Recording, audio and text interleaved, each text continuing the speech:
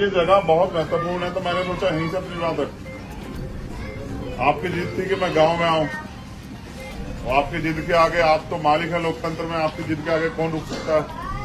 तो मैं भी यहां चला आया, लेकिन मैं आपको भक्त और गुलाम टाइप नहीं बनते देखना चाहता। जैसे अभी मैं आया तो हमारे साथी कहते कि वहां चप्पल लेके मत चढ़ो। मैं ये पूछना चाहता हूं, ये बाबा साहब असली हैं या पत्थर के हैं? किस चीज के असली है, पत्थर के हैं?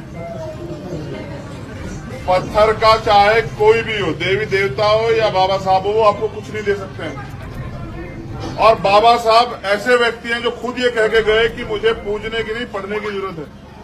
मैं मूर्तियों में नहीं, किताबें में हूं, लेकिन समाज ने उनको भगवान बना के उनके सारे विचारों का कत्ल कर दिया है।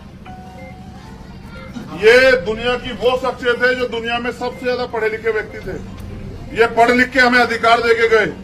ये जो बनी, जहां बैठे हैं, मैंने अच्छे कपड़े पहने, आज हमें नौकरी करने का, बिजनेस करने का, पढ़ने का अवसर मिला, सम्मान स्वाभिमान का जीने का अवसर मिला। वो जो जीवन हम जी रहे हैं वो इनकी देन है। वो कैसे दिया इन्होंने? भक्ति करके। बताओ, क्या भक्ति करके दिया ये सब? उन्होंने पढ़ लिख के ज्ञान हासिल किया और ज्ञान के बदौलत दिया। लेकिन आज हमारे लोग उनके विचारों पे ना चल के, उनकी भक्ताई करके, उनके पैर छू के सोचते हैं कि सफल हो जाएंगे। मैं आपको पूरी जिम्मेदारी से कहता हूं, आप मेरे ऊपर भरोसा करते हैं? इनके पैर छू के, इन पे माला चढ़ा के आप में से कोई भी व्यक्ति कामयाब नहीं हो सकता। इनके नाम पे जय भीम के नारे लगा के, डीजे बजा के, नाच के आपका कभी भला नहीं हो सकता है। अगर आप कामयाब होना चाहते हैं तो इनके विचारों पे चलने का काम कीजिए और इनके विचारों को आगे बढ़ाने का काम कीजिए। बाबा साहब पहले वो शख्स थे जिन्होंने कहा आजाद भारत में कि मैं किसी भी समाज की उन्नति उस समाज में रहने वाली महिलाओं की उन्नति से मानता हूं। आप कच्छे में घूम सकते हैं, हमारी बहनें जो है वो पल्लू और इतना बड़ा घूंघट करके घूमेंगी। ये संस्कृति नहीं है, ये गुलामी है उनके ऊपर जो आप लोगों ने थोप रखी है। आप उनको बराबर का अधिकार नहीं देते, आप उनको अवसर नहीं देते कि वो भी बेटे की तरह जो है ना पढ़ के अपने जीवन के सपनों को पूरा कर सके। आप बाबा साहब के असली हत्यार हैं, उनमें मैं भी हूं। आप याद करो, वो गोलमेज कॉन्फ्रेंस में गए हमारे लिए कि मैं अपने बच्चों को और अपने समाज को हक अधिकार दिलाना चाहता हूं। लेकिन आप याद करो कि वो जो हमारे लिए गोलमेज में गए, उनके बच्चे इलाज न मिलने कारण मर गए। ये समाज क्या कर रहा था? अगर आपका कोई व्यक्ति आपकी लड़ाई लड़ने के लिए जयपुर जाए और उसका परिवार यहाँ भूख से या इलाज से मर जाए, तो आप जिम्मेदार हैं या नहीं, बताओ?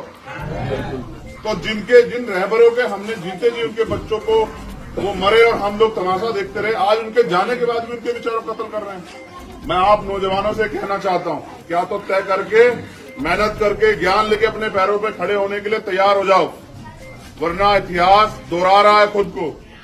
जिस गुलामी से बाबा साहब हमें निकाल के लेके आए, वो गुलामी हमारे ऊपर दोबारा थोपी जा रही है।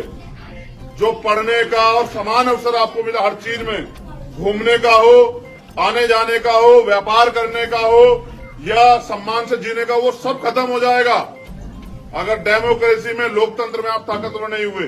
ये राजस्थान है और मेरे आंसू सूख के यहाँ की घटनाएं सुनते हुए, कहीं महिलाओं को निवस्त किया जाता है, कहीं घर जलाए जाते हैं, कहीं मूछे रखने पर हत्या होती है, कहीं मटकी से पानी पीने पर हत्या होती है, कहीं कुछ, कहीं घोड़ी पे चढ़ने में, इतना अन्य अत्याचार, और फिर भी आप खुश हैं।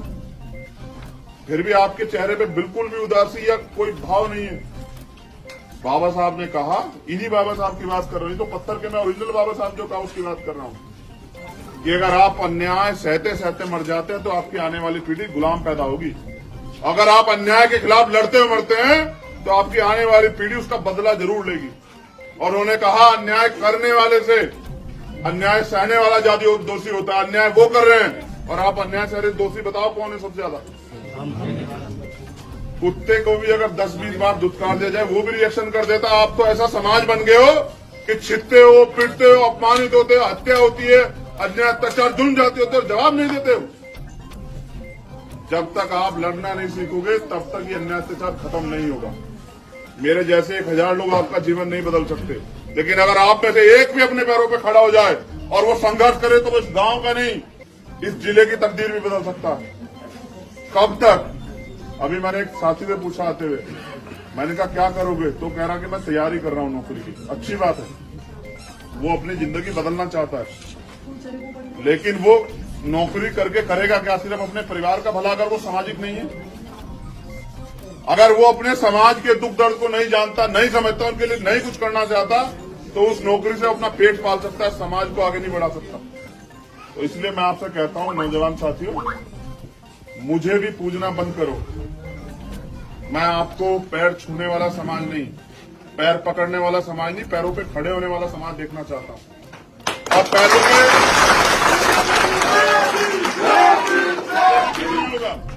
10 मिनट जय भीम के नारे लगाने से भी कुछ नहीं होगा, 10 मिनट बाबा साहब की बात करने से भी कुछ नहीं होगा, और इनके पैर छूने से भी कुछ नहीं होगा।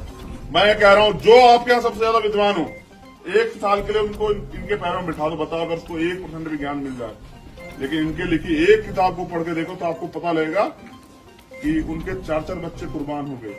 उन्होंने भूखे रह के हमारे लिए लड़ाई लड़ी, उनकी पत्नी चली गई, उनका सम्मान चला गया, और उन्होंने कहा 56 में 6 दिसंबर को गए, लेकिन वो 18 मार्च को कहते हैं अपने जाने से कुछ दिन पहले कि मैं इतने अन्याय, इतने अत्याचार, इतने आरोप, इतना अपमान सह के इस कारवा को यहाँ तक लेके आए कि आज आप अच्छा जीवन जी रहे हो।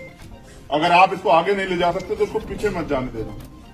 आज हम वापस धंसते जा रहे हैं, ना रोजगार है, ना महंगाई पे लगाम है, ना अच्छी शिक्षा मिल रही है, ना अन्य अत्याचार खत्म हो रहे, फिर भी हम लोग नहीं जाग रहे हैं। तो मैं अपने नौजवान साथियों से अपील करता हूँ, मैं अपनी माताओं बहनों से भी अपील करता हूँ कि वो अपने महापुरुषों को पढ़ना शुरू करें।